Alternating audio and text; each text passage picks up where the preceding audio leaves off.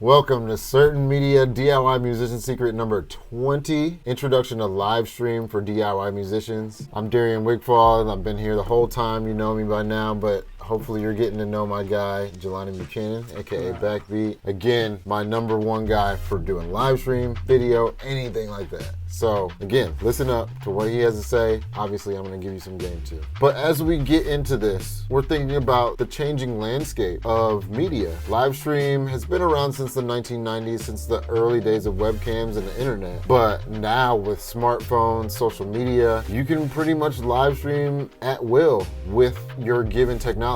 And when we think of in terms of pandemics, it gives us a new way to connect with people that's a little bit more personable than sort of an instant message or something like that that's just text on the screen. I definitely agree. And another big point to bring up about that is that, being able to connect with not only just people that are, local that can't come to your show, but being able to connect with people who are on a completely other side of the world where you would have probably never reached out to before. So considering how easy and ubiquitous it is to record video content at large, especially with all these different smart devices that allow you to have a camera attached, there are a few things with streaming that you would want to know before going into it for yourself that will optimize the experience that you have recording it and also the experience that your supporters have digesting the media. And that said, the quote from Spider-Man really comes to mind in this instance. With great power comes great responsibility. This is truly a powerful tool. Like you said, you could connect with somebody in China where it's like to fly there and perform for them in person would cost you thousands of dollars. Breaking the bank. You have to figure out who to talk to and the language barrier. Foreign exchange. Yeah, all that. You can now skip all that and just put up a good camera, have some good audio, and just blast it through the internet, which is a really powerful tool, which is why we want to tell you a few of our tips that we use to make your live stream even better if you're considering that. Number one, have a hard line to the internet before you start your broadcast. Yes. Tell me about this. It's like the number one rule of being online as a gamer and playing with other people online. Mostly because it optimizes the connection for everyone in the experience. That's right. Same thing goes for live streaming. So the best chance you have at putting massive amounts of data out at one time is to connect a hard wire. It's hard to do that over the airwaves. It's a lot easier to do it over a hard line. And a lossy signal when it comes to gaming especially it can be a nightmare. A nightmare. And people will just call your stream trash and people leave, whatever happens. You want to have a strong signal for the internet so that everything's coming in and you can see it as it's happening versus like a little bit behind your competitors potentially. That also stems to music. You want to be able to have people hear your song as you intended it versus being choppy or they miss a part and it comes back in. Being delayed by 20 seconds, which happens, you know, that'll make a live mix really choppy. Ooh, it's terrible. So strategy number two is pre-recording your video. Now, we've done live streams purely live with the hard line. Indeed. We've done it with phones and all those things, but pre-recording video honestly is my best tool when it comes to broadcasting.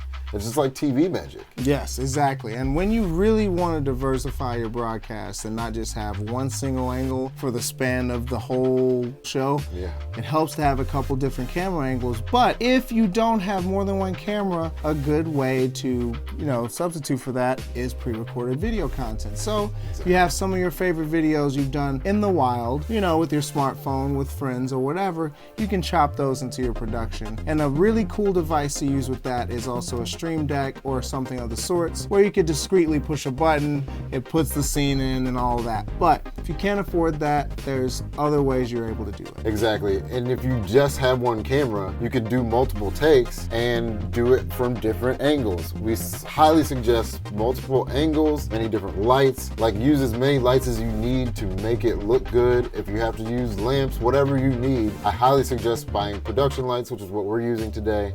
But make your live stream look the best that you can by pre-recording it so that you can look back at it, test it out, test it again until it's in focus, you're lit up, and all those things look right. If you try to do this live, it's not gonna go well. It's gonna look like you're trying to figure it out as you go along. Yeah. Tip number 3, make sure that you have at least one good camera or newer camera phone to be able to use as camera A or your point camera. The main reason I suggest that is because you want to give people your best foot forward, right? That's right. So if you have the ability to utilize your smartphone to take good selfies or just short videos, you can also get tripods or the sort to fit your phone. And then you have a splendid camera that you don't break the bank for, that you can also utilize to make your supporters be able to see what you do day to day. Exactly. And we talked a little bit about this and how to make video content for your supporters. Really here, what we're saying is get a good camera. It doesn't matter if you have to borrow it. If you need more on how to network, we have another guide on that. That's number 27. Also, how to fund your dreams. If you need to put a little bit of money aside, a little bit each month to get a new camera, go ahead and get it. Indeed. You need to get it. Now, if you get the smartphone, you could go the smartphone route. Now that has multiple uses. So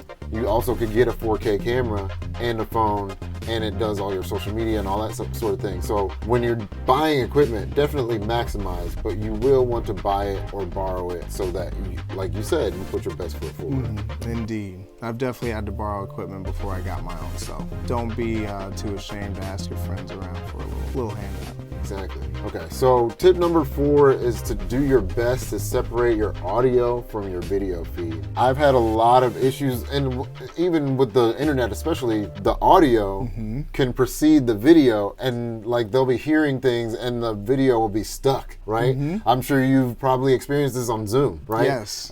People have a bad internet connection, and the audio being a part of the same thing then throws everything off, right? It might be delayed, it might come in after the lips move, but also what I've experienced in my streaming on Twitch and whatnot, sometimes depending on how your setup is when you stream, you can start off in sync, but then 10 or 15 minutes later it incrementally takes you out of sync to where you'll slowly but surely be off by at least 10 seconds. And it's been terrible in my experience. But you want to avoid these things by having an external audio source. Boom. And I'm going to get a little bit into the weeds here because you talked about something that actually has affected us. We were doing a show called Claws, Souls, Gears, Blades, and the way that the lavalier mic versus the software on my computer encoded the sound, it kind of expanded and contracted the time. And so to match up the lavalier audio with the audio that was recorded to my computer was a nightmare. I had to Impossible. clip it like basically every 10 minutes and then export that piece and then redo that for an hour plus long show. Just the way things that are encoded as audio can affect the way that you can match up your video and your audio. So you want to separate it out. If you do separate it out, you're able to maybe catch some of that lag in the video and there's no lag in the audio. So you can tell people as they're seeing the screen freeze, hey y'all, we're having a few difficulties. We're gonna get it fixed and we'll get right back to you. But if it's everything's connected, you don't have that ability. And now this tip is for you advanced streamers, okay? Because getting into streaming, the initial thing is getting your equipment together. But once you have all the tools together, let us recommend a tool that you can use easily, and it's easily accessible. OBS, Open Broadcast Software.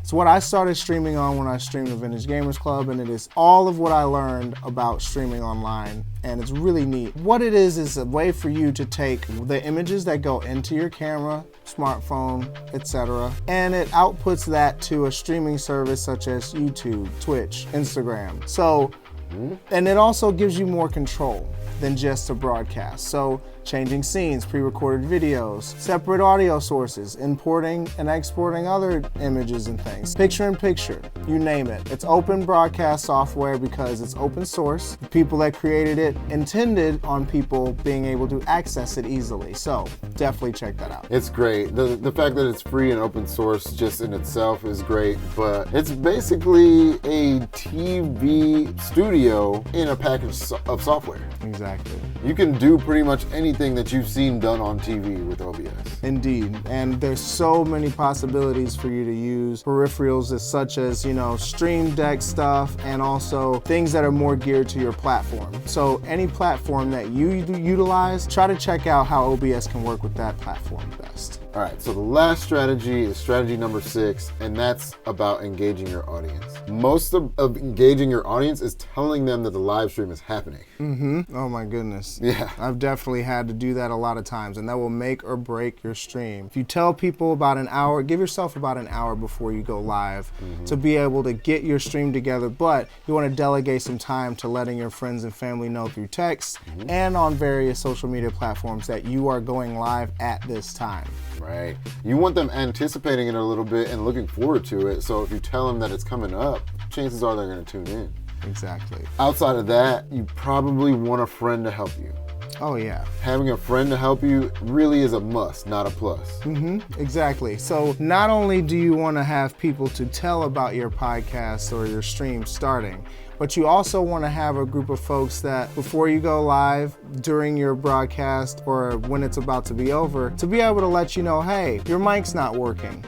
Or, hey, there's someone in chat saying so-and-so, I'm gonna moderate, shadow ban, whatever you need. Yeah. But streaming is really tough, especially live, if you don't have at least a couple friends to help either moderate or at least have your back whenever you're blasting the information out to let people watch. Right. And if you need to do it yourself, go ahead, but ultimately you really want to look at building a team, because if you don't have a team helping you over time, this can get really, really hard to do. There's strength in numbers here. Yeah, and like you said, they can reply to comments, they can help you get the signal out for your stream, all the different things that only one person having a little weak signal will amplify, a team will help amplify. Absolutely. That's it. If you really want to get deeper into this, there's a lot more knowledge we could give you. Hit us up at allaboutthelevelup@gmail.com. But next we're going to get into Certain Media DIY Musician Secret number 21, how to build my tribe.